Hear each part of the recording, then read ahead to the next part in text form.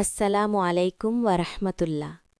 বন্ধুরা, আমাদের জীবনে এমন কিছু সময় আসে যখন চারপাশ থেকে শুধু অন্ধকার দেখা যায়। মনে হয় সব পথ বুঝি বন্ধ হয়ে গেছে। খুব একা লাগে, তাই না? কিন্তু একবার ভেবে দেখুন তো, যিনি আমাদের সৃষ্টি করেছেন তিনি কি আমাদের একা ছেড়ে দেবেন? কক্ষনো না। পবিত্র কোরআনে আল্লাহ খুব সুন্দর একটা কথা বলেছেন।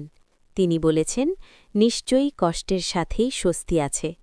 খেয়াল করুন, আল্লাহ বলেননি কষ্টের পরে স্বস্তি আসবে। তিনি বলেছেন কষ্টের সাথেই স্বস্তি আছে। অর্থাৎ আপনার বিপদ যখন শুরু হয়, আল্লাহ তখন থেকেই আপনার জন্য শান্তির কোনো একটা পথ খুলে দেন। আমরা হয়তো সেটা সাথে সাথে দেখতে পাই না। রাসূলুল্লাহ সাল্লাল্লাহু আলাইহি ওয়াসাল্লাম বলেছেন, মুমিনের বিষয়টি কতই না চমৎকার। তার ওপর কোনো বিপদ আসলে সে ধৈর্য ধরে, আর এতে তার কল্যাণ হয়। ভাই ও বোনেরা, আপনি হয়তো আজ কোনো একটা সমস্যায় পড়ে কাঁদছেন। হতে পারে সেটা চাকরি নিয়ে, পরিবার নিয়ে, কিংবা শারীরিক অসুস্থতা নিয়ে।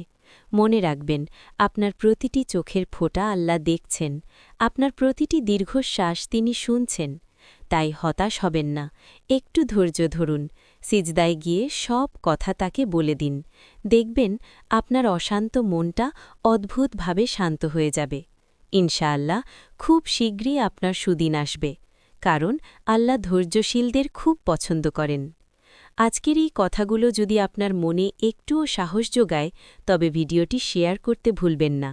আল্লাহ আমাদের সবাইকে ধৈর্য ধারণ করার তৌফিক দান করুন। আমিন। দেখা হবে পরবর্তী ভিডিওতে। আসসালামু আলাইকুম ওয়ারাহমাতুল্লাহ।